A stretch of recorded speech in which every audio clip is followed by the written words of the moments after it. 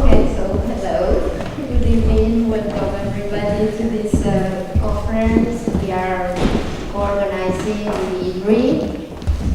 I wanted first to welcome Michael Berger, visiting professor in Barcelona this week, who is executive director of the Savin Center for Climate Change Law in Columbia University in New York, and he is presently co-leading a project of research with me in Barcelona and Columbia University through Alliance program, which is called Climate Change Legal Studies Aspects. I wanted to thank you, Teresa and Vera, first for having accepting to participate to this conference and for having been so enthusiastic when I proposed her to co-organize this event with me. And I wanted to thank you her also because the IDRI and all people in the IDRI that are some of them here really helped me out to set this event in a very, very nice and efficient way. And I wanted to thank you last, the whole team of the Right Hall who really helped me a lot to organize this conference this evening. Challenge for climate change in a post-Trump, post-Paris era. So why we asked that question and why we found this title. If we check up 2 years, the 2 years that have been passing since Mr. Donald Trump has been elected president, if we do a balance, we can find a lot of maybe obstacles to efficient climate change protection and fighting in the United States. But we can find also what we call actions and reactions, and a lot of activism that is going on, and this is all very interesting to study and analyze. So that's why we organized this event tonight with that title. I remember 2 years ago when I was in Morocco in the conference of the Party 22, and I met Michael Berger. He was there too, so we had coffee one day, and it was the day after the election of President Donald Trump, so we were all a little overwhelmed and in a quite gloomy mood.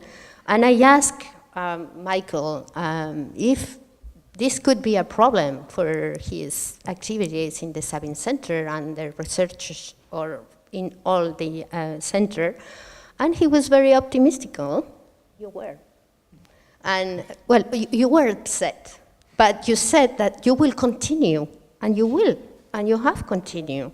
And you are really doing a very interesting work with the climate science tracking and with the deregulations tracking. That's what you are going to present probably. So that was a moment of, we really didn't know what will happen after. But some months after, President Donald Trump announced that he was intended to step out the Paris Agreement. Somehow we were waiting for that, but it was also a very difficult moment to live all over the world, especially in the United States, I guess, but in France too. We were really very concerned about that. And it was like killing the mood and the nice Paris Agreement momentum that we were all living still at that moment. So that was definitely like something is going to change. But still, we can observe a growth of activism, as I said, and several and different sectors taking place in the United States and all over the world that are proposing some very interesting actions, and there are also reactions to that. So I will just run some ideas up the flagpole here before passing the floor to the speakers. I will be very short. First, one announcement that took place last week. The Secretary General of the United Nations, Antonio Guterres, said that he was really very optimistic about the United States accomplishing climate change goals. And one can wonder, how can he be so optimistic with all the things that are going on now in the United States and all the announcements of President Donald Trump? And then we can maybe observe all those initiatives that are arising, like, for example, about the clean power energy, and we have the spending bill, and if I'm not mistaken, it has been increased in 14%, the budget of the programs on clean energy. It has been announced like a week before or something like that, but maybe you can explain that later. But that's one element important, that things are maybe not that dark as we think they are, and that there is still hope. The other element I wanted to point out is the growth of this judicial activism and all that law cases that are arising mostly in the United States, but also all around the world. And these law cases are bringing some very interesting solutions for the law and in general for the climate change fighting. First is that constitutional rights are being reinterpreted because of these law cases. So rights fundamental, like the right to life, the right to liberty, they are being reinterpreted in the Constitution of the United States, or that's what the NGOs that are arising these law cases would like to. But it's a very interesting effort. Second is the role of science in the courts. You will probably talk about that also later. Judge Alsop asked for a science tutorial in one of the trials 3 weeks ago, if I'm not mistaken. He wanted to know, he's a judge, and in the court he asked to know what's the climate change science, because he wants to understand, because he wants to know, because obviously he doesn't believe that the official discourse is the only one, and that science has things to say and that can help in these law cases. There are also a fact that is quite interesting to observe, is some weeks ago also some protesters in the Massachusetts, they were protesting because they wanted to stop an energy pipeline, and the judge found that they were not guilty. And obviously they were doing civil disobedience, but it was because they wanted to stop an energy pipeline, so they were fighting for that in an objective of fight for climate change, and the judge found they were not guilty. So that was in the United States a very short time ago. This is really very interesting too. Also, we can observe that there are many fossil fuel companies that now can be sued. So the Exxon cases, the Chevron cases, and that brings up also the question that maybe Teresa will develop further and much better than me, is the question of, we have a lot of different actors that are appearing and that acting here, and not just the NGOs, not just the judges, not just politicians, not just activists, but also actors like the cities, the towns, the states. So this is very interesting to observe. To conclude this introduction that resembles more brainstorming introduction, but anyway, I just wanted to put out some elements. I will say that there are a play of influence and circulation with these actions and reactions. For instance, we know that in Paris, there has been a vote in the town hall some weeks ago to do a lawsuit and to sue fossil fuels company because of the cost of adaptation to climate change. We know that in Canada, they are your neighbors. On March the 26th, they introduced a bill to protect in Ontario the residents from the costs of climate change related damages. So it's a very interesting bill which is putting on the table the liability issue related to climate change. And we know that in France, the Foreign Ministry on February the 2 made a statement in the European Union Parliament saying that no Paris Agreement for the United States, no trade agreement. So all that different positions all around the world, in Europe, in France, in Canada, things are really in progress, I think. So the purpose of today's conference is to put together all that pieces, and some that I have forgotten, but you will recall probably very well, and gather all that elements together, and then we can discuss later about the prospects to come. And now I think I'm going to pass the floor to Michael Berger. Thank you very much.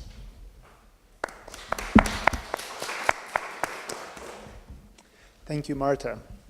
Good evening. Thank you. My name is Michael Berger. I'm the Executive Director of the Sabin Center for Climate Change Law at Columbia Law School. The Sabin Center is an independent research center housed at the law school that has as its mission to develop innovative techniques to combat climate change. We carry this out by conducting independent research and then publishing that in a variety of forms, from books that we edit, to law review articles and other academic papers that we publish, to blog posts that we put up online, to tweets that we send out to the world, to a whole bunch of resources that we make available on our website, including most relevant to tonight's subject matter, the US and non-US climate change litigation databases, which track litigation on climate change issues in the US and all around the world, and the Climate Deregulation Tracker, which I'll come back to a little bit. It's really with great pleasure that I'm here in Paris, and that I'm here under this partnership that Marta and I have put together to conduct a sort of comparative exploration of climate change law, policy, and litigation. So let me just actually pull up my presentation here.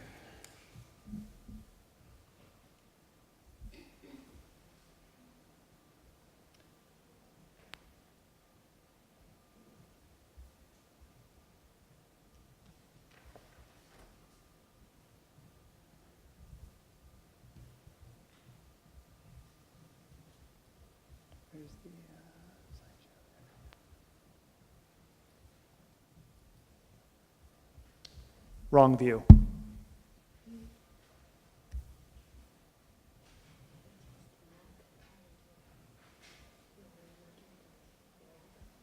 Yeah. Wait, is this?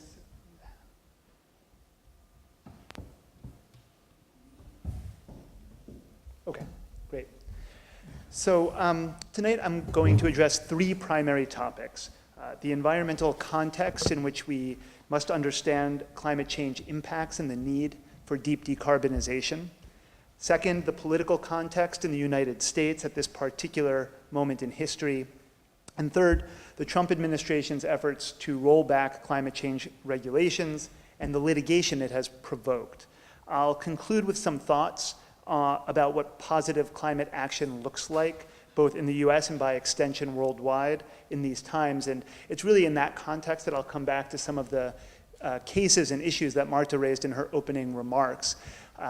Some of these cases I see as potentially groundbreaking cases, lawsuits against the fossil fuel industry, constitutional claims in the US and elsewhere. But they're really a small number of cases, and they actually exist kind of on the margins of climate change litigation taken as a whole. And there's a whole lot of stuff that's happening in the US at the moment that you think of as being much more typical of environmental law, natural resources law, and energy law.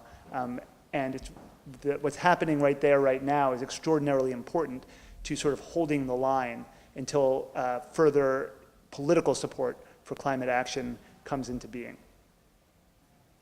So we'll begin with the basic principle. The evidence linking global warming to climate change and global warming to anthropogenic greenhouse gas emissions and global carbon dioxide concentrations is incontrovertible. Although deviations and anomalies do occur over the course of time, the trajectory makes this connection absolutely clear. The trajectory has placed us already outside of the range of average temperatures that have been experienced in the entire history of human civilization.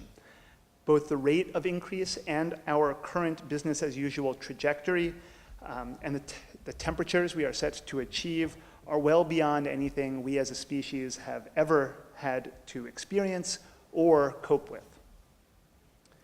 These new temperatures, and we're right now at around 1 degree Celsius above pre-industrial times average temperatures, have already had Earth-altering impacts.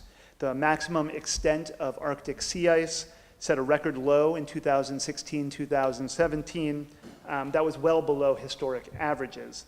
This year, the 2017-2018 winter was the second lowest in recorded history, and 2015-2016 was the third. The same can be said of the Antarctic. These warming conditions, the loss of extent and thickness of Arctic and Antarctic sea ice likely contributed to an iceberg the size of Delaware, the Larsen Sea ice shelf, calving in June of last year. While the iceberg itself does not necessarily represent or pose a direct threat of rising sea levels, there is concern about what will happen if we see more of this, and what will happen if the rest of the ice shelf and the glaciers that it holds back continue to break apart, and what this might mean if this replicates in Greenland and elsewhere. So this slide I like to show because it depicts 4 primary areas of climate change impacts: food supplies and food security, freshwater resources and sea level rise, ecosystem degradation and species extinction, and extreme weather events and radical climatic transformation. At 2 degrees centigrade, which is the internationally accepted goal, or was until we sort of set or 1.5 degrees, preferably 1.5 degrees, we already see tremendous impacts. This includes falling crop yields in developing countries, the disappearance of many glaciers, bleaching of coral reefs, increasing intensity and frequency of extreme events like storms, droughts, forest fires, and heat waves. And beyond 2 degrees, things get far worse.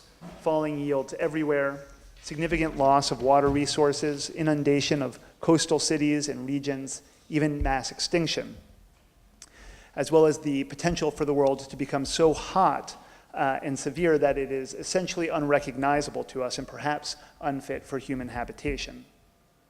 Now, how likely are these worst case scenarios?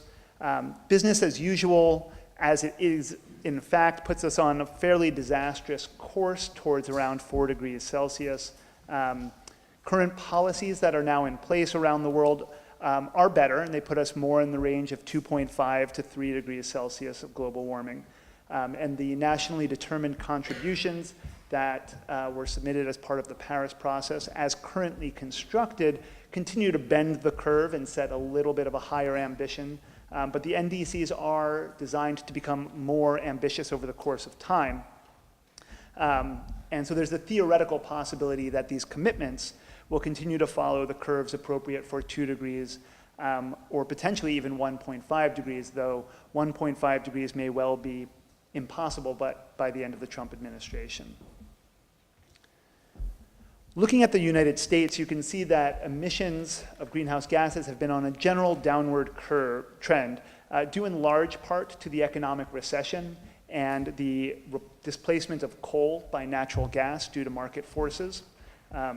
You can also see that the dramatic decreases will be necessary in order to meet the Paris Agreement target of 26 to 28% below 2005 levels in 2025.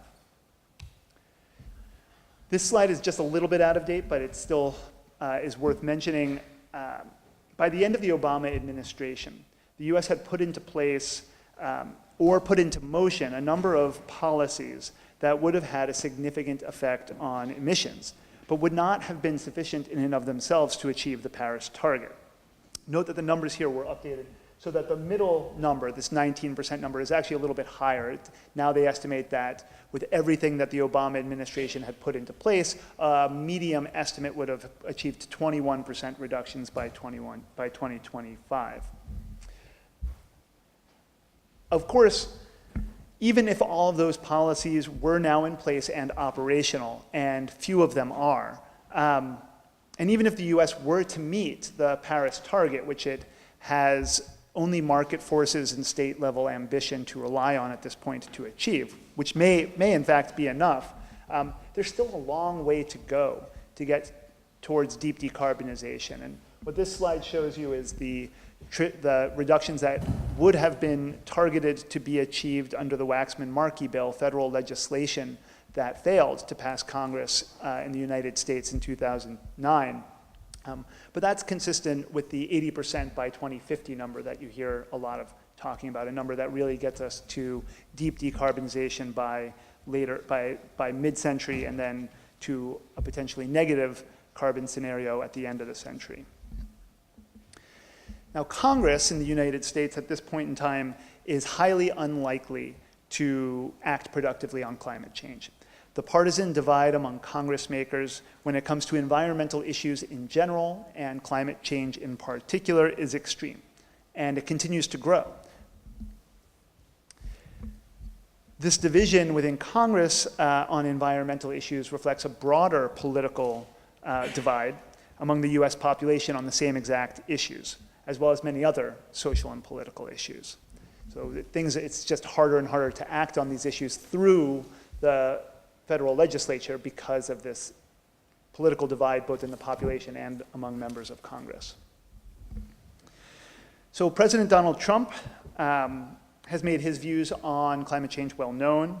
His public view has long been that climate change is a quote-unquote hoax, that climate action is an economic straitjacket that puts the United States at a disadvantage. And he ran on a promise to leave the Paris Agreement and to undo literally all of President Obama's climate change policy. And since his election, he has set about doing just that. He's assembled quite a team to pull this feat off.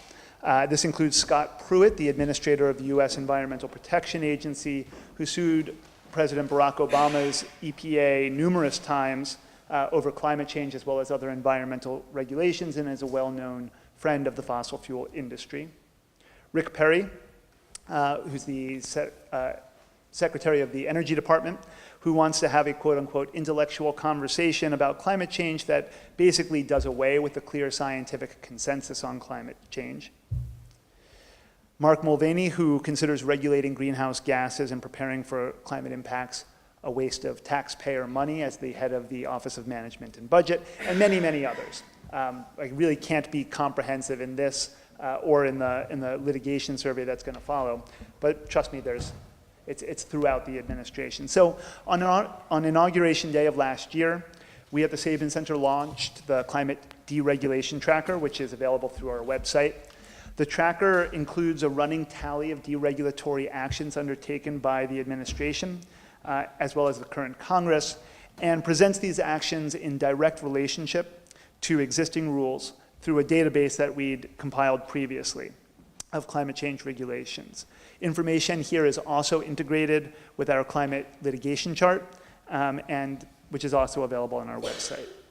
So in the slides that follow, what I hope to do is give a survey of what's going on. It can't be comprehensive, but I do hope to give you a sense of it. What it involves is the president using his executive authority as president, and as well as the authority delegated by Congress to administrative agencies, to the executive branch agencies, to implement national legislation. So one of Trump's many controversial executive orders was the executive order on reducing regulation and controlling regulatory costs. This basically directed federal agencies to ensure that incremental costs, quote unquote, of all new regulations that were finalized in the previous fiscal year included repealed regulations. And so it came to be known as the 2-for-1 order. You have to repeal 2 regulations for every 1 new regulation you put forward, and the incremental costs have to equal 0. There have to be no new costs from regulation. About 1 week after this was ordered, after this was issued, a coalition of consumer, labor, and environmental groups filed suit. The suit alleged that, that the order was unconstitutional in 2 different ways. First, the plaintiffs alleged that the order violated the separation of powers by asking agencies to consider factors in making decisions and setting regulations that were not included by Congress. And the second, the complaint alleged that the president was in violation of the Take Care Clause of the US Constitution, the clause in the Constitution that directs the president to take care that the laws be faithfully executed. The lawsuit was recently dismissed by a federal district court, which held that the plaintiffs lacked standing to sue. I believe that they are considering an appeal of that lawsuit. So that was January. In late February of last year, Trump sought to systematize his deregulatory agenda further in a slightly different way. In the order on enforcing the regulatory reform agenda, Trump directed agencies to basically look for regulations to do away with. Each agency was directed to conduct a review, and those reviews are currently underway, and to the extent that they have been completed, agencies are seeking to do away with regulations that they have identified. Then in late March, Trump signed his executive order on promoting energy efficiency and economic growth, which puts his promise to undo climate regulation into motion for real. The order does a number of things. It directs EPA to review and potentially rescind or rewrite important regulations, such as the Clean Power Plan, which regulates emissions from existing power plants, and methane emission standards from the oil and gas sector. It revokes a number of executive orders and actions, including that had been put into place under the Obama administration, including guidance on how to calculate the social cost of carbon, a moratorium on leasing of coal from federal lands, guidance on how to account for climate change in environmental review, among others. It also directed all agencies to review agency actions that potentially burden the development or use of domestically produced energy resources with particular attention to oil, gas, coal, and nuclear. The executive order did not address 2 major issues confronting the administration's deregulatory efforts: the Paris Agreement and the existence of the endangerment finding, the finding that had been issued by EPA during the Obama administration that found that greenhouse gases contribute to climate change, and climate change poses a risk to human health and well-being. After much hemming and hawing that actually continues to this day, Trump did announce his intention to withdraw from the Paris Agreement last June, he didn't withdraw from the UNFCCC, the underlying framework convention on climate change, and he did commit to using the existing procedures in the framework convention for withdrawal. As a result of that, the U.S. cannot formally submit its intention to withdraw until November of 2019, and withdrawal cannot be completed until one day after the next U.S. presidential election. Trump has submitted a formal letter to the Secretariat of the UNFCCC, sort of announcing his intent to withdraw at a later point. Execution of this executive order and sort of the policy mess that we're in at this particular moment is projected to lead to basically a flat line of current emissions in the United States, potentially with a little bit of a trend upwards. This is largely because of the Clean Power Plan, which was by far the single biggest piece of the Obama administration's climate solutions package. But other regulations, including fuel standards, which are in the news right now, as well as regulation of methane and nitrous oxides, energy efficiency, hydrofluorocarbons, all of these were also significant. So let's take a little bit of a closer look at what the agencies actually are doing to carry out this order from on high. EPA is currently reviewing the new source performance standards for power plants and the Clean Power Plan, which is, again, for existing power plants. The DC Circuit, there is litigation that was filed during the Obama administration challenging both of these rules, the new source performance standards and the Clean Power Plan. The DC Circuit is holding those cases in abeyance. EPA has issued a draft rule to repeal the Clean Power Plan, and in that draft rule, it has stated that it has not made a decision whether to replace it, though it does reserve the right to do so separately. It has issued a call for comments on on whether it should replace the rule and how it should do so, with the sort of underlying idea being that what would come into place if they do put in a replacement will be a technological fix at existing power plants that will result in something like a 1 to 3% reduction in greenhouse gas emissions from the largest source of pollution in the United States, of greenhouse gas emissions pollution in the United States. One of the top two, I should say. In what is a recurrent theme in what's going on in this first year and a half of the Trump administration, EPA also sought to stall two regulations involving methane from oil and gas facilities. The delay tactics have, by and large, failed in court for a number of different but related reasons. And at its core, what's going on in these delay cases is that courts are fulfilling their role, and they're putting a check on the unilateral use of executive authority. They are affirming the stability of the administrative state. They're seeking to lessen the ability of new administrations to basically put on hold everything that came before and totally reverse course, which is what we're looking at today, for purely political reasons. They're ensuring that decisions made by executive agencies are based on technical and technocratic expertise, and that there's some amount of accountability for those decisions.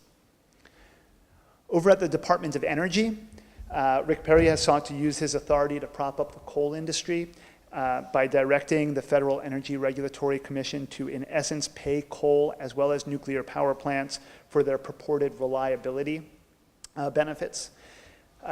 This is worth pausing on briefly. Grid reliability is a critical issue in the energy transition as we start to think about new forms of renewable energy, overcoming problems with energy storage. All the while, we need to ensure that there is a reliable source of energy and a steady supply of power to those who rely on it. However, Perry's request was soundly rejected as having no basis in either the law or in sound policy or in any fact. Similarly, attempts to hold off energy efficiency standards for residential and commercial appliances have failed both in court and as a political matter. Over at the Department of Interior, Secretary Ryan Zinke is opening up pretty much the entire federal estate, or seeking to in any event, to mineral leasing. Offshore areas that President Obama had set aside in the Arctic, in the Atlantic, and in the Gulf of Mexico have been reopened. Onshore areas that had been protected as national monuments have been reduced. The Obama administration's commitment to reassess the climate impacts of the federal coal leasing program have been undone. It's basically like a fire sale at bargain basement prices. But interestingly, some sales have failed to generate much interest, and the litigation challenging each of these moves is ongoing. Over at the Department of Transportation, the big news is the reduction in the corporate fuel efficiency standards, or the CAFE standards for motor vehicles. That was sort of made more final this week than it was last week, though we all knew it was coming. This is gearing up to set up a huge political and legal battle as the administration walks back on a commitment that had been shared by the previous administration along with the automobile manufacturers. For those of you who are unfamiliar with this story, in the wake of the financial crisis in 2008, the automobile industry made a deal with President Obama to support increasing fuel efficiency standards in exchange for a financial bailout to help the domestic auto industry. Those standards that they had basically committed to, though they had committed to a process, not to these specific standards, they're now, as soon as the Trump administration came in, the lobbying effort to walk those back started, and now we're seeing that sort of come to fruition. One big question that's hanging out there is whether or not the administration is going to revoke California's waiver and refute its authority to set more ambitious fuel efficiency and emissions standards than the federal government does. If it does that, we will see just another lawsuit challenging that, but also sort of a further rendering or rending of the relationship between the federal government and the state of California. So there are really so many things that this administration is trying to pull off that it would be kind of impossible to do it in less than an hour and a half or so. One thing that I do want to point out is that among the many things that this administration has done, it has attempted to destroy a climate observation satellite.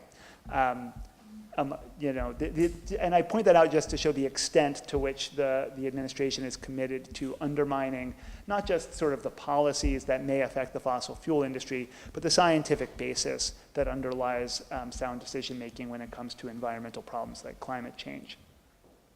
So last month, my colleague Dina Adler, who's a fellow at the Sabin Center, published a report on the first year of climate change litigation in the United States under Trump. And it's a report that I would recommend if you're interested in these issues. Some key findings that I'll share with you. There is much more litigation seeking to defend climate action than there is seeking to undo it. About 3 cases defending climate action to every 1 case seeking to undo it. The direct defense of Obama-era regulations actually only makes up a little less than 20% of the litigation that's ongoing. You might, based on my talk and other information, have thought that it's a lot more. But there are other types of litigation that are really carried over from before and have been going on since climate litigation began. And these include things like lawsuits to force the integration of climate change considerations into agency decisions under the National Environmental Policy Act and environmental reviews conducted pursuant to it, promoting scientific and promoting transparency from the federal administration as well as scientific integrity, and lawsuits seeking to advance new protections, the kinds of lawsuits that Marta was talking about and that I'll come back to in a minute. Who's involved in these lawsuits? NGOs make up a very large number. They make up a large percentage of the plaintiffs in these lawsuits. States have also been very active in filing lawsuits against the Trump administration, and industry has also been very active. One thing that's not so visible in the chart that's here, but that you can read more about in the report, is that there is a fair amount of litigation involving traditional environmental law statutes, NEPA, the Clean Air Act, the Clean Water Act, the Endangered Species Act. And of the cases involving environmental statutes, those 4 make up almost 100% of the litigation. So Where does this leave us? What does positive climate action look like now? Pretty much everything I've been talking about in terms of litigation has been defensive, right? How to hold the line against this onslaught and how to keep things moving forward a little bit by interpreting environmental statutes in a way that considers climate change. So these lawsuits are part of positive climate action, right? Challenging the repeal, the rescission, the modification, the delay, and the non-enforcement of climate change law and regulations and related environmental, energy, and natural resources law and regulations. Lawsuits seeking to compel action under these same statutes. There's the set of public trust, constitutional, and state common law cases, and I'll pause briefly just to sort of highlight these again, sort of cue it up for Q&A. The public trust lawsuit that Marta mentioned, the Juliana case in the federal district court in Oregon, where some 21, I believe, youth plaintiffs have filed a lawsuit actually against the Obama administration, claiming that the failure of the federal government to take action on climate change was a violation of their constitutional right, their substantive due process right to a stable climate system, and the federal government's obligations to protect public trust resources for current and future generations.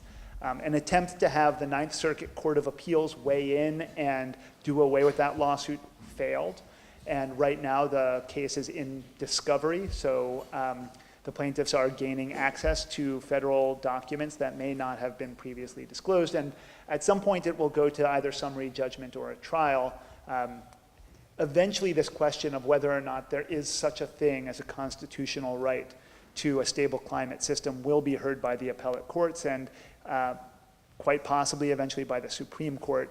And I'd suggest that it's very uncertain that the decision that the federal district court judge made will stand, will survive. But that's not all that the lawsuit's about at the end of the day. And I'll come back to that point in a minute. State common law claims. So New York City has filed a lawsuit in federal court in New York.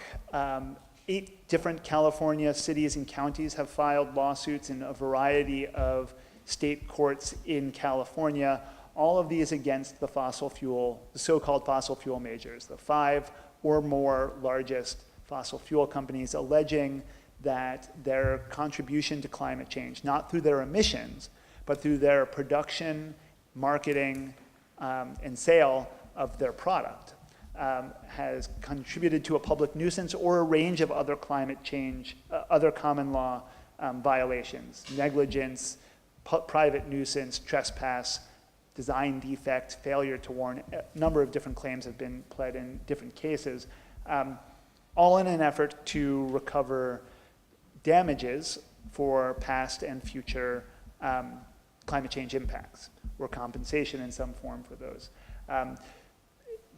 Where those cases are kind of is dizzying, and I'm happy to talk to you about it if you're really interested in it. But like the public trust case, what I'd suggest is the ultimate fate of these lawsuits is highly uncertain. There are a lot of obstacles between filing a lawsuit and getting a court to find BP, Chevron, ExxonMobil, Shell, and a select few others, liable for climate change impacts and the damages that will number in the billions of dollars in each and every instance, and having the courts take on the role of basically setting the level of compensation that's required and the level of safety that is demanded by common law. It's a very complex situation, but it's also quite fascinating. And I'd suggest again that the impact of these cases doesn't necessarily depend on the ultimate outcome, right? What we have in all of these cases, the fact that the city of Paris is considering filing a similar lawsuit, that other cities are considering filing lawsuits, that Canada has introduced, a politician in Canada has introduced legislation to authorize these types of lawsuits, all indicates that it's a way of mounting pressure on the fossil fuel industry. These types of lawsuits in the United States have been thought about and talked about for years. Right, the first nuisance claim based on climate change was filed in 2005. The reason we haven't seen so many of them come all at once is because at some point there started to be some hope that there would be enough action that they would become unnecessary. And my own view on this is that these lawsuits reflect a real level of frustration with the federal government on the one hand and the lack of leadership that the US government is showing, but also with the fossil fuel industry, which operates in the US and worldwide, and the failure of the fossil fuel industry to really get on board with the energy transition and the sort of finding pathways to a deep decarbonization and a low carbon future that we need in order to ensure, or at least have a chance at some kind of safe future for, for our kids and grandkids and so forth. So with that, I will say merci, thank you very much, and turn it over.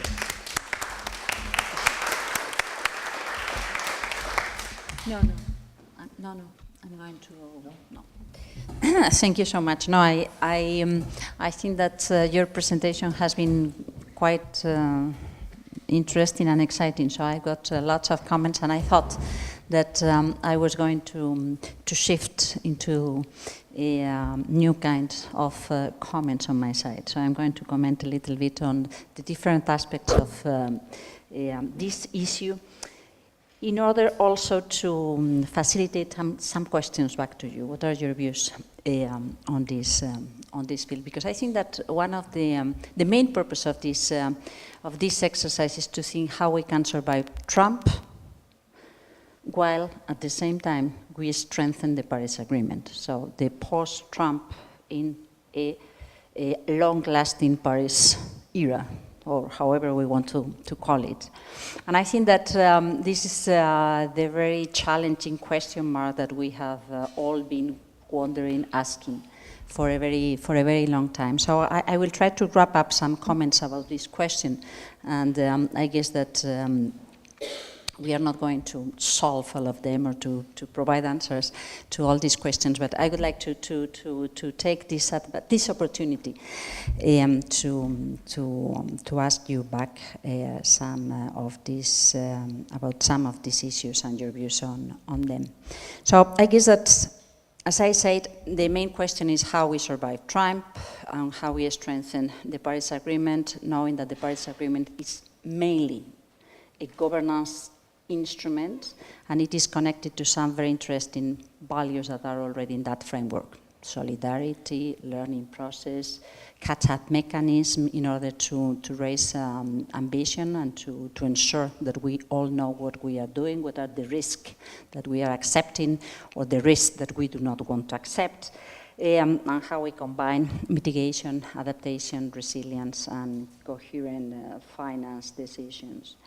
We know that this was difficult, and we know that it was not enough. So both things are complicated. There is many of things that we need to develop in the coming months already, years. And that's not going to be easy, but we can do that. And there is this question on what does it mean, raising ambition towards what for, how, who, all those things. But surprisingly enough, nobody has left the boat. Everybody's still there, first thing. Second thing, US negotiators are reasonably treated, welcome, heard. So it looks like if the international community understands that it is much better to keep the line, the connection line there, because everybody feels like willing to survive Trump. I think that this is a very interesting common sense result, that outcome that we can see a little bit in the climate negotiation context, of course with exceptions, and there are hard issues that maybe much more difficult to deal with, but this is the general feeling. The second comment is that if this is an issue of international governance, the Paris Agreement, and what it is challenging is how we can build new ways to deal with global goods, global governance in the international context. It looks like if other related platforms to deal with climate-related issues are still part of the US agenda. So we see that the Montreal Protocol is still there. We see that the agreements in the aviation context, in the International Organization for Aviation, are still there. We even expect some promising outcomes in the weeks to come in the maritime context, in the International Maritime Organization.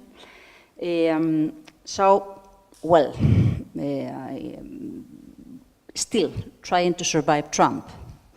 At the same time, we have already experienced some backslash in other relevant formal and informal international contexts linked to climate. The discussions around the G20 or the G7 have not been very easy, and it doesn't look like being very easy for the time to come. And in this country, we will be wondering to what extent President Macron can deal with his responsibilities under the presidency of the G7 in the time to come. But I think that that's a good question mark to at least to figure out what do you think about this international context where climate is somehow present and it is not so toughly opposed, but it will be challenging times. And at the same time, these are avenues that look like being very important in order to provide a good basis for the Paris Agreement to be developed and strengthened. Then I would take the message that the framework is there. We need to play like if we are convinced that we will to strengthen the framework.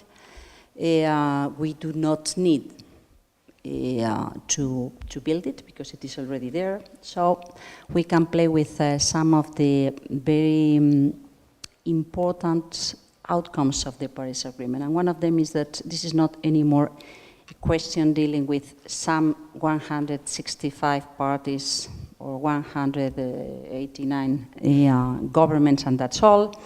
But we need to mainstream, and we need to facilitate, strengthen, incentivize action being taken everywhere.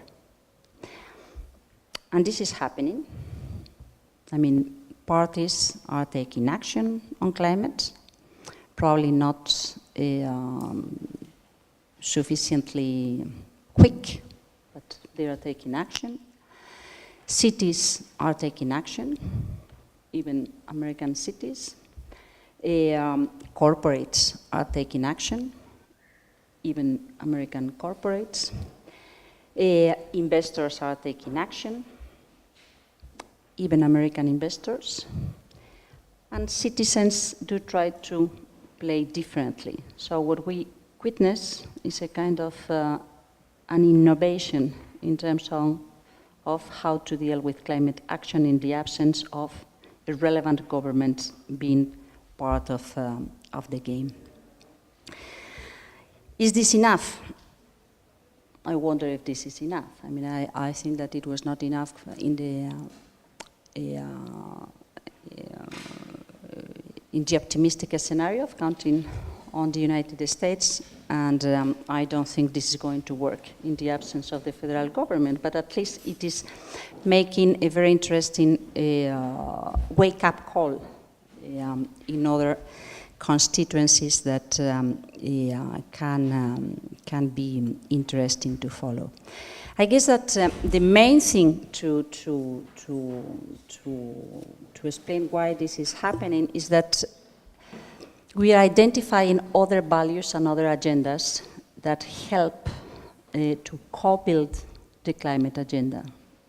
And I wonder to what extent this is also the main approach of many of the American players trying to build action in the United States or elsewhere.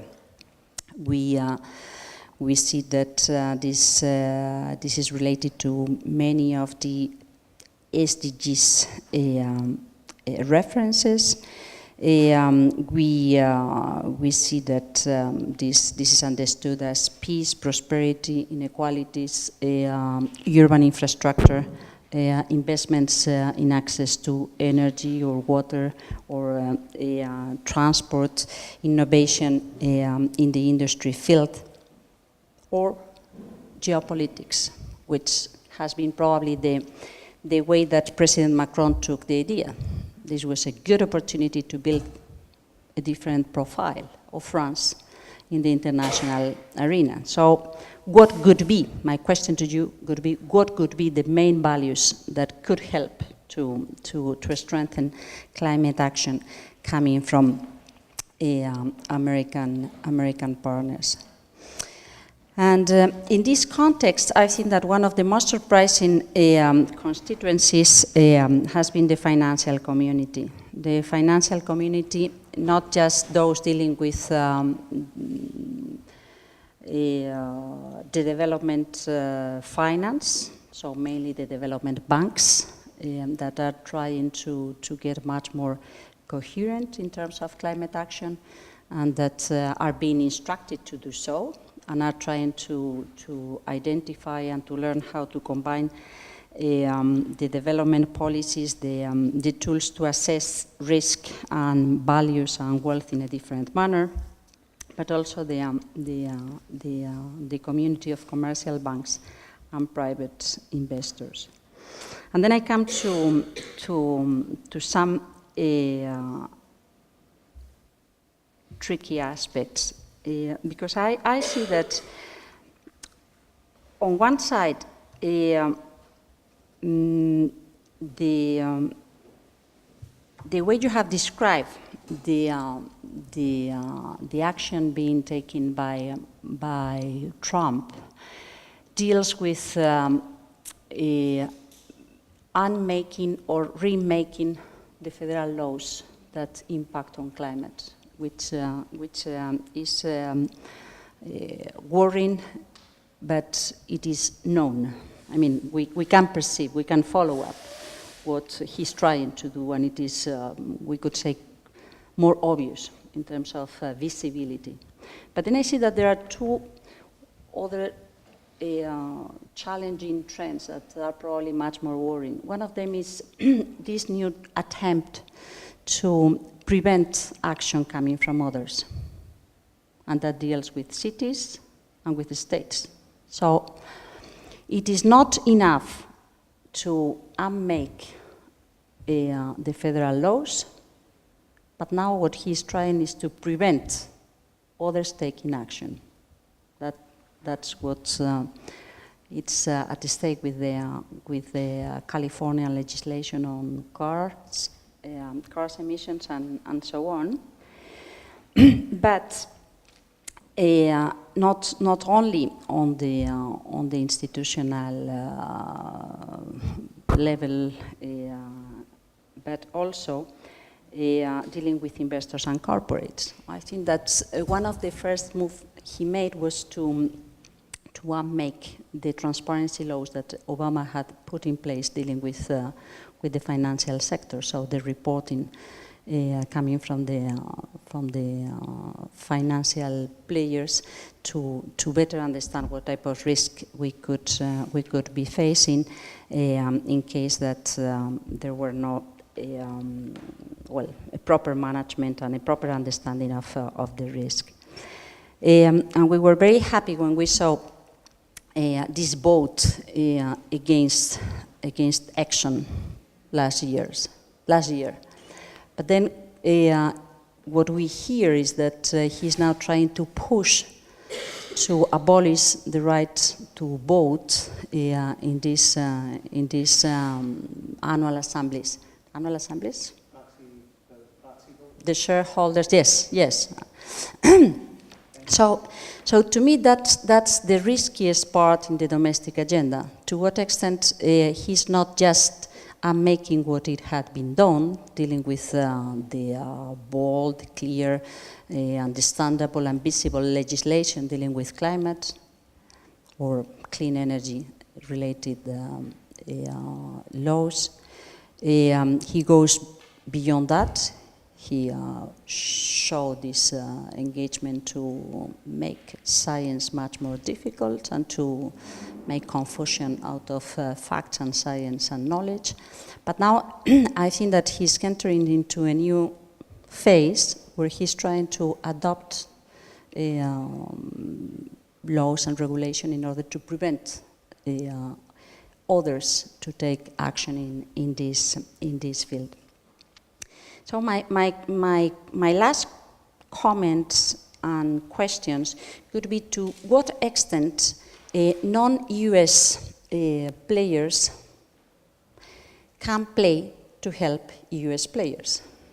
So I guess that there are some fields where it could be interesting to explore to what extent regional approaches and a much more bolder and coherent action coming from Europe, for instance, not only in its domestic action, but also elsewhere, can help into the progressive players coming from the United States, or sectoral approaches as we had thought a long time ago, no? To what extent working on global value chains or sectoral economic fields can help into this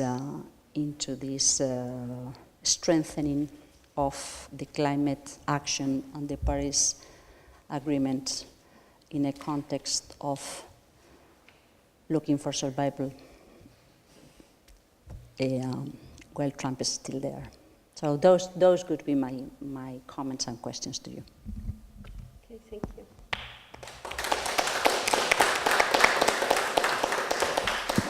So maybe you want to answer to those questions, and maybe after we pass the floor to the audience. You agree? That sounds good. Okay. Teresa, thank you for those comments. So interesting. I think that running throughout a number of the comments that you made is, what does it mean to, is this not on? Is this on? Yes, there we go. Okay, sorry. What does it mean to have Trump in office at this time in terms of direct impacts on international processes and then the absence of leadership? What does that do? What does that do? From what I understand, and I suspect that you actually have more insight into this than I do, the impact of Trump at the UNFCCC and in the negotiations runs somewhere between, well, it's not that much of a difference to, well, it's a pretty big difference to not having the US as a real leader. The US still participates. The US is at least at the table, I guess, in writing the rule book to the Paris Agreement, but it's not actively promoting solutions, and it's not taking on a leadership role in identifying how to go about negotiating the variety of interests that it typically has taken on in that process. But I would certainly hope to hear more from you on what's actually going on inside those processes, because that's definitely an outsider's view of what the Trump administration is doing inside the UNFCCC and the Paris Agreement negotiations. I guess that it's not as bad as it could be, because the scenario that many people feared was that the State Department just wouldn't send anybody there, that there wouldn't even be a climate person, that they would go and intentionally throw in monkey wrenches in order to muck it all up. And maybe there's been some of that, at least on the public level. You hear about Scott Pruitt showing up in Morocco to promote coal, and the U.S. staging events at side events that are basically fossil fuel industry events at COP events. And that's not good, but it's not the same thing as sort of throwing the monkey wrenches into the negotiations themselves. The vacuum of leadership is visible, and I think that it's visible everywhere. And the question is, what does that mean? Well, the vacuum can be filled by new leaders. And as you pointed out, there are new leaders emerging at every level. And there's a great demand for new leaders at the international level, for others to sort of take the reins in continuing the core principles of the Paris Agreement and seeing how those can play out in this new rule book, right? Maintaining a unilateral or a unified approach rather than a segmented approach where the developing countries are treated fundamentally different from the developed countries. That was a serious roadblock for many years to at least having the US participate and to having an international agreement. That was one of the key innovations of the Paris Agreement and the pathway from Copenhagen to Paris was getting rid of that divide to a great extent. And then the other is the bottom-up approach. Obviously the Paris Agreement doesn't set mandatory standards of emissions reductions for anybody. Countries are intended to come forward with their own commitments, and how is that going to play out, and what are those processes, the review processes, the reporting processes, what is that all going to look like? It seems to me highly unlikely that the US is going to provide meaningful leadership in writing a rule book that makes sense. There's real opportunity there. And then, within the US, we certainly see the leadership emerging from California and a variety of other states, New York State, from attorneys general offices, as well as from governors' offices. The number of states that are seeking to develop mid-century strategies is growing. The number of states that are seeking to enact innovative policies to affect an energy transition is growing. And cities as well, of course, not just through these lawsuits, but also through seeking to reduce emissions from very tough to get at sort of sources like existing buildings in old cities like New York or San Francisco, where retrofitting, or Paris, where retrofitting the built infrastructure is not cheap and is not necessarily easy. Coming up with innovative transportation solutions for urban transit and regional transit. All of this is happening, and all of it, I think, has been excited and further mobilized as a result of the Trump administration. And the corporations also, the sort of we're still in America's pledge moment where you have coalition of states, cities, and companies within the US pledging to reduce emissions consistent with America's commitment under the Paris Agreement is really quite a thing. So I think that we are seeing a new kind of leadership emerge. Is it enough? Was one question you asked. I think here, the international questions of ambition are serious and problematic. Is this new form of leadership in the long run enough? Can we rely on a coalition, not just in the US, but maybe worldwide, of subnational actors and private entities to affect enough of a transition away from business as usual to keep us within 2 degrees, or better yet, 1.5? I don't see any, I can't recall any reports sort of lending real credence to that as a model. So I suspect that the answer is that that's kind of far-fetched, but hopefully we don't have to rely on that in the long run. In terms of the certainty, is the new leadership enough? There's a real value. The US may yet meet its Paris target, right? And it may do so as a result of subnational efforts and the displacement of coal from natural gas as a result of fracking. A sort of fossil fuel extraction revolution that has angered many in the environmental movement and has met with fierce opposition in court and politically. But it is one of the major contributors to the reduction in greenhouse gas emissions that we're seeing in the United States. So as a result of a combination of those things, we may yet do it. But in the long run, it's hard to see how you can really achieve what we need to achieve without a higher degree of regulatory certainty at the highest meaningful level in our current structure, which is the national level. And so what federal legislation could do is ensure a level of certainty. To some extent, the cases that I was talking about, I think, reflect the cases around delays, administrative delays, cases that we'll continue to see that hold the US agencies to a high standard of reasonableness when they reverse policy choices. These are ways that the courts can provide some level of certainty as a sort of constraint on political winds shifting back and forth dramatically. But again, what courts can do is constrain things. It can't set a positive direction for regulatory certainty. And I think that in the long run, we really need that federal legislation to do it. One thing that hasn't come up is the idea of negative emissions and how best to achieve that. And it may be that the ultimate answer to the question, is it enough, involves starting to talk more seriously and more openly about negative emissions and how we're going to achieve that. And I think that conversation is continuing to grow and is becoming more audible. And I suspect that we'll hear more about that in the coming years. Main values to strengthen climate action. You raised the SDGs, which I think provide a remarkable sort of framework for providing meaning, significance, and direction to the flow of international funds, both private and public. I don't think that they have particular salience in the political context of the United States now or really ever. There certainly are people in the US who advocate using the SDGs as the framework, but by and large, I don't think that that's going to provide the main substitute.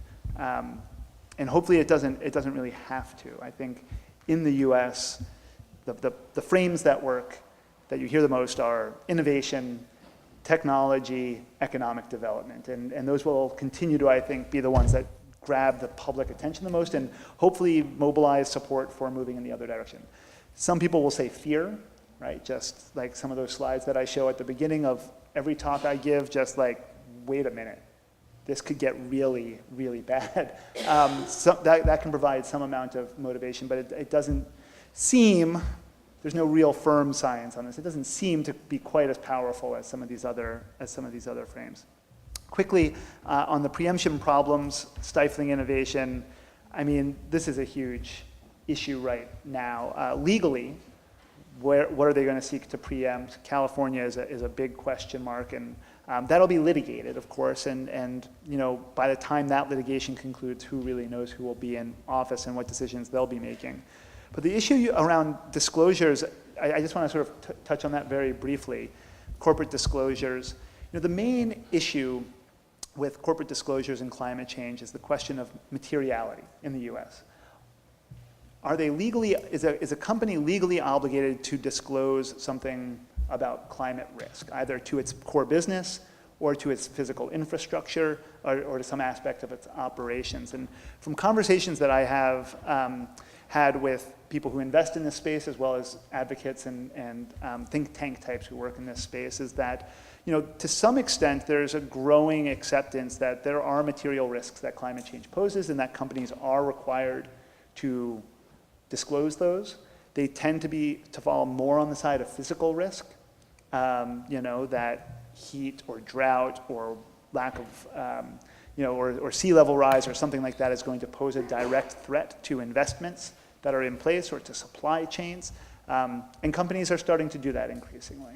The bigger question about transition risk and what it means for ExxonMobil or Shell or Duke Energy or utilities or any of these companies to have a non-fossil fuel-based future is a much different type of question. And for the most part, the companies themselves don't view it as material, but we do have these shareholder votes that are forcing them to make disclosures in these separate sort of reports that take place outside of the context of federal securities law. As a result of that, the reports that the companies are putting out read a little bit like corporate sustainability reports in that they're quite generic. They can voice a fair amount of disagreement with the idea that they need to do something different, or they can voice a fair amount of agreement with the idea that business does need to change, but not really charting the pathway towards that change. So I think that there as well, it's there's a lot of sort of motion at the moment, and I'm not sure that Trump is going to be the key thing that makes companies do one thing or the other. Finally, the last question that you asked is the role for non-US players, and that I think, we could have a wonderful open conversation about. I'd love to hear your thoughts about that as well. Again, I come back to the leadership point, right? There's a real, it seems to me, and I wonder if it seems the same to you, whether there is a need for new players to take on the leadership role, at least in this time, in the international processes, that there are actors that are seeking to do that. But there are two main roles that need to be played. One is sort of identifying key sort of ideas and key sort of goals and key principles that can guide and direct action. The other is finding out what the pragmatic solutions are going to be and how are we going to get China, Saudi Arabia, Brazil, the United States, the EU, all on the same page with their divergent interests. And it seems to me that one very real effect about the Trump administration is that the U.S. is not going to be playing that role. So, who is? Thank you. Thank you.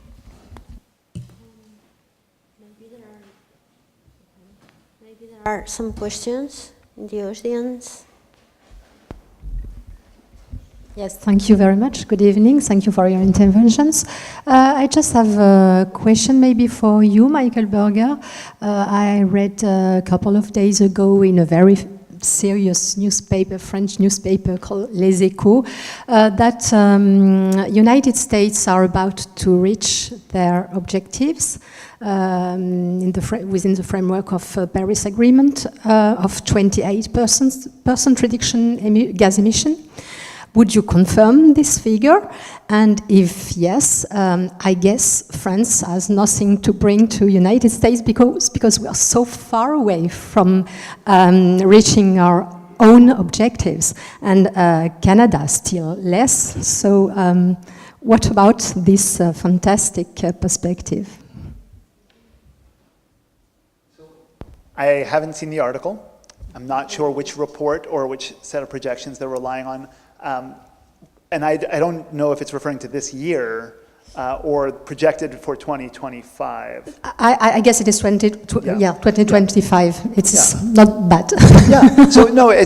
I mean, I have seen reports and studies that say that the U.S. could meet that, and that would depend basically on subnational policies and ambition from the states and the cities, and taken together with just the sort of market forces, largely meaning fracking of natural gas, and the way that that's displacing coal.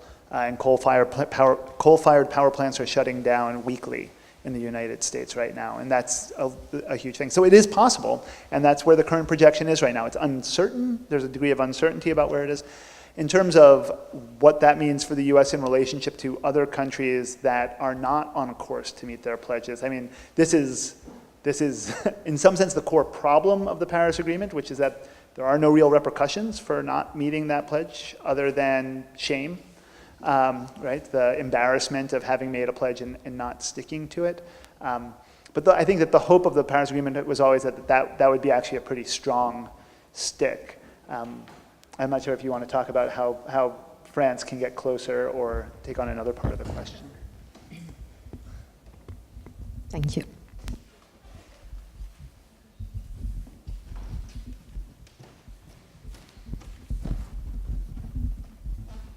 I would have 100 questions, so I will limit myself to about 3. What will happen? You talked at the beginning about the litigations, and what will happen if these the various acts, the Environmental Act, the Clean Air Act, if President Trump gets them to be amended, then these litigations supposedly will not hold anymore because the law would have changed. That's one question. Another one, you mentioned, rightly so, the coal industry that is shutting down. I'm curious to know, it's shutting down because of the success of the fracking industry, the alternative that alternative industry, or is it because primarily there's no longer a belief that coal is viable for energy production? Another question would be, can the climate change agreement survive without the US? And how can it affect China's willingness to reduce? China was played quite positively in this whole process. What could happen? Could China decide that, well, you know, no big deal anymore because the US is not part of it, so why commit so much despite the fact that they have serious environmental problems? And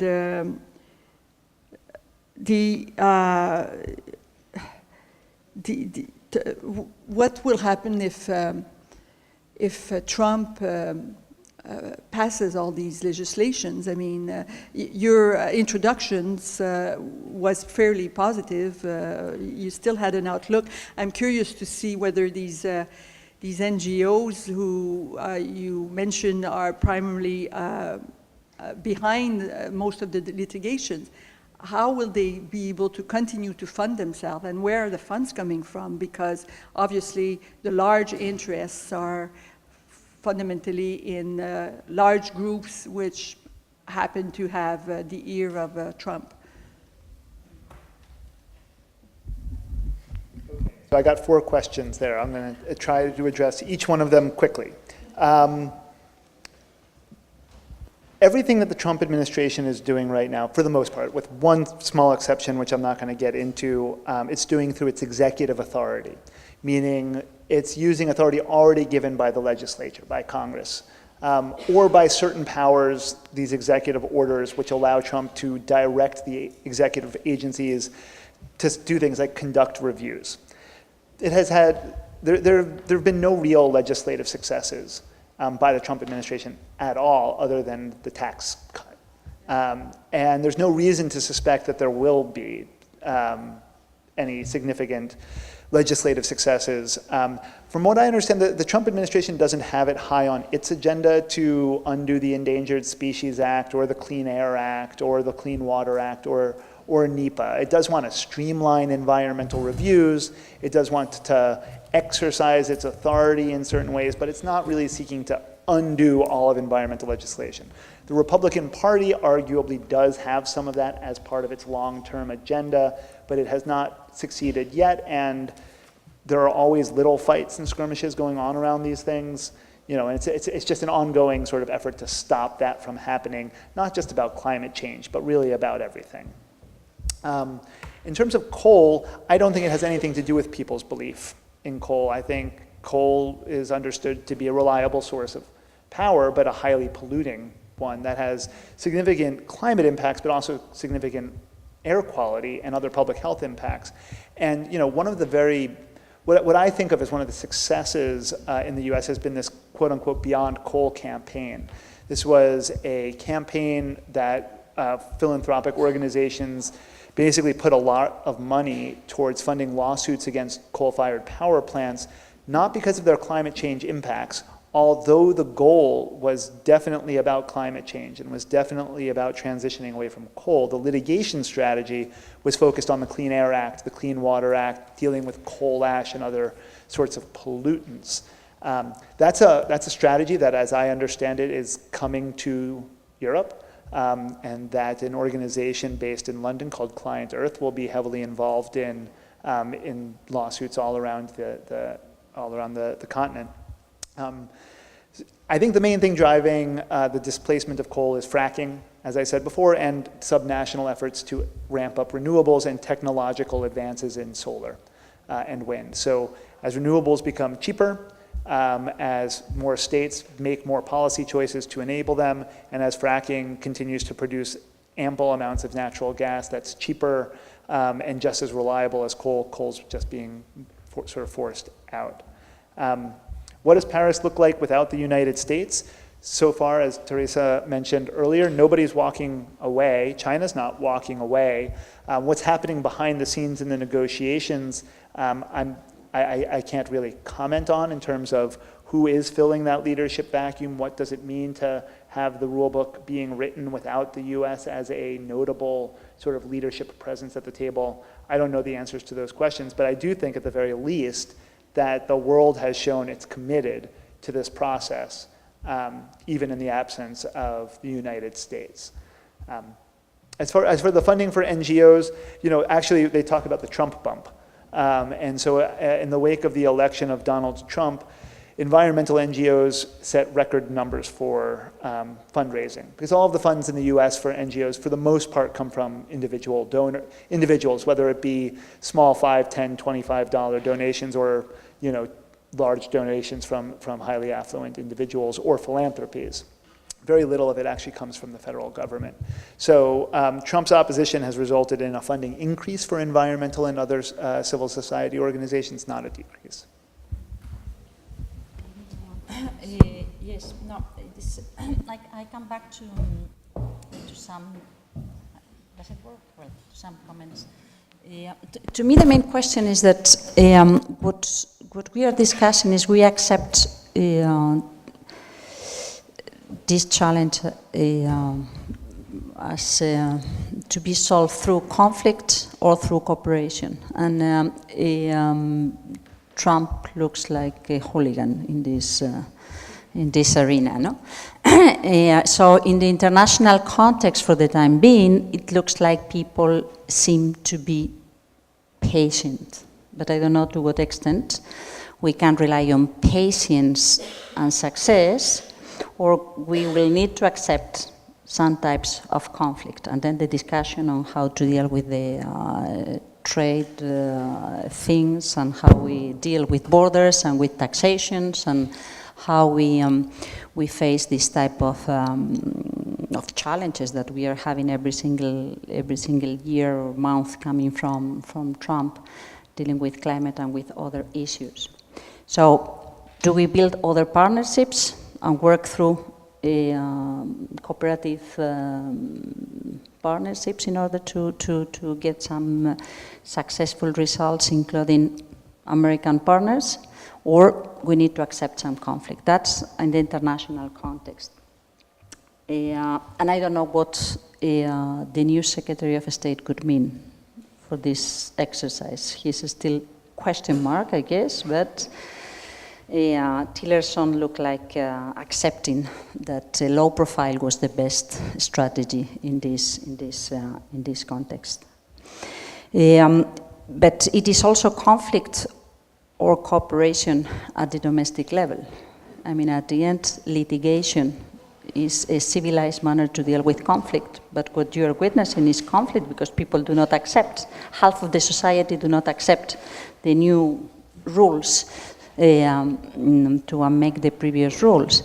And what it is even more worrying is these new attempts to prevent other constituencies to act, including the shareholders' vote that could be undermined if there are additional difficulties to build lawsuits or to build new demands for transparency or what on, because corporates and shareholders are dealing with tougher context now.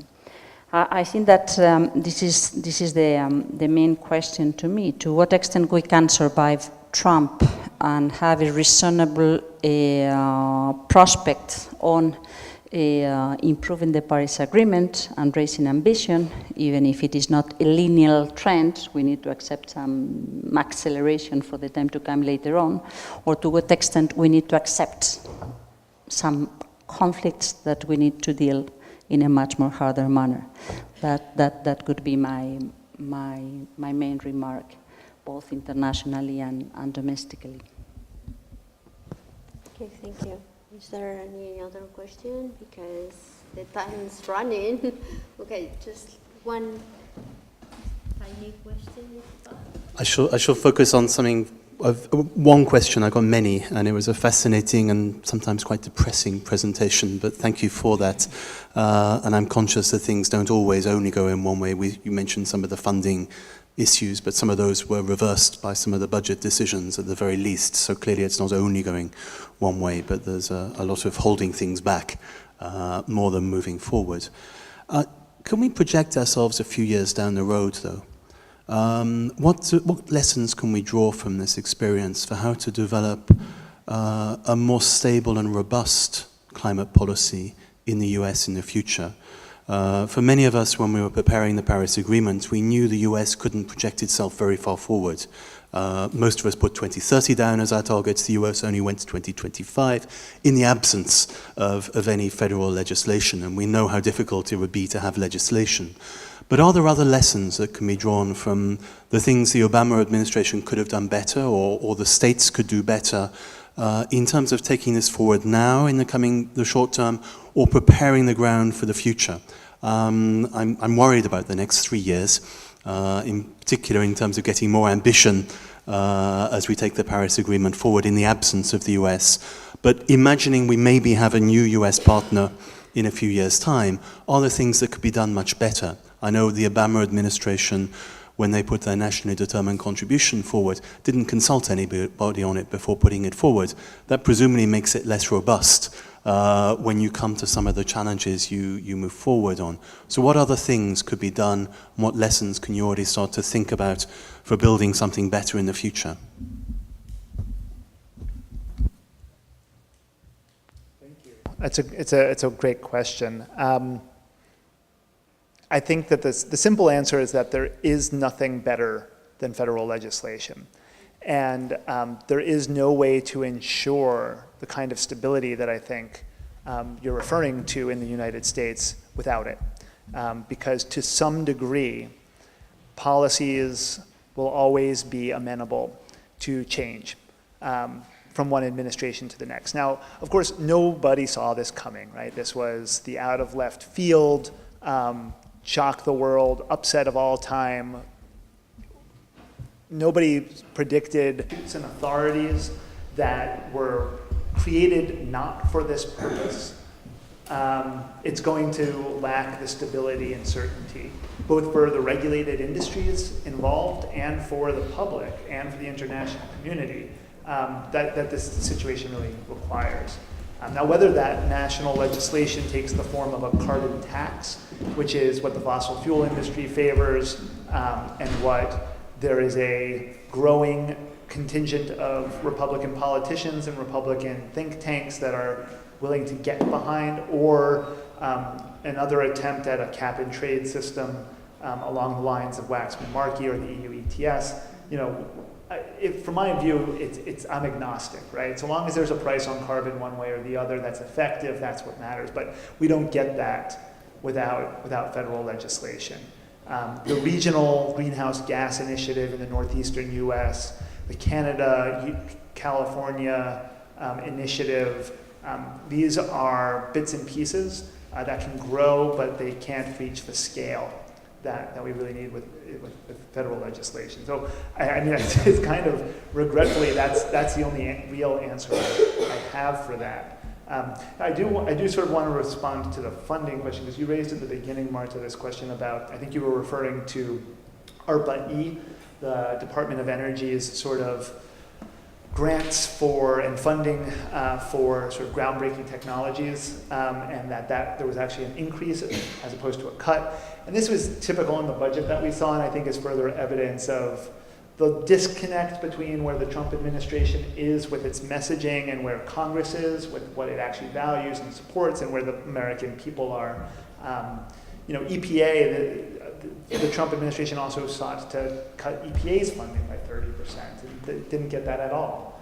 So there was ARPA-E was another part of that. They actually increased the funding because I think that there's a lot of support for the idea that we need groundbreaking energy efficiency and other energy-related technologies, and this program has been very highly successful in achieving that. So I mean, maybe there's some stability to be found in sort of putting these things together, but I don't think that we get the kind of regulatory certainty we really need without Congress acting. And for that, we really need political support of a whole different scale and nature than we have at the moment. But I just to complete what you have said about the foundations is that for those specific projects on energy, clean energy, there were a big amount of Republican congressmen that were they were very interested in that projects to be financing because they have invested in clean energy themselves, in wind structures and in solar. So that's the reason that those programs, but still it's quite positive. I mean, but that were mainly the reasons. I didn't say that in my introduction because I wanted to remain very optimistic, but that's the real reason. And I agree with you with the federal legislation. We have the same problem in France. We just need legislation. Case laws are absolutely not enough. So, maybe you want to continue, or we just close? Okay. So thank you. Thank you to all. Thank you very much, and see you soon.